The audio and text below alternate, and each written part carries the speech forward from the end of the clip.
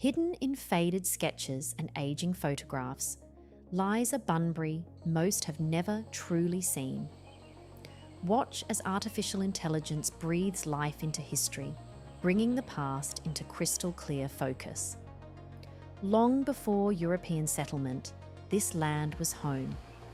The Noongar people lived along these shores for thousands of years, their connection to country written in every tree and tide.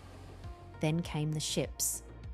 Across vast oceans, they carried dreams of new lives, new opportunities, and the promise of a frontier town waiting to be built. The first settlers built with what they had: timber weatherboards, iron roofs, wide verandas for the heat, homes that would shelter families through generations of Australian summers. From humble beginnings came lasting legacies. In 1886, Bunnings opened their first sawmill right here in Bunbury. The hardware giant that every Australian knows started in this very town. Communities bonded through joy and sorrow. When tragedy struck, the whole town walked together. These sketches captured moments that mattered, rituals that bound people to place. Industry transformed the landscape. Grain silos rose like monuments to prosperity. Railways connected hinterland to harbour. Bunbury was becoming the port that fed a colony. With prosperity came permanence. Civic buildings rose in brick and stone. The tower stood as a symbol. This frontier town was here to stay.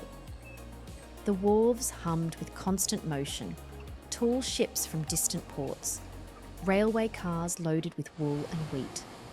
This was the beating heart of colonial commerce. But Bunbury was more than industry.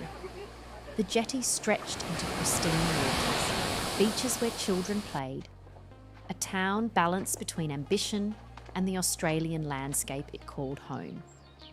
Main streets evolved from dirt tracks to commercial centres. Storefronts advertised their wares. The architecture grew more confident, more permanent, more prosperous with each passing decade. Churches anchored communities spiritually.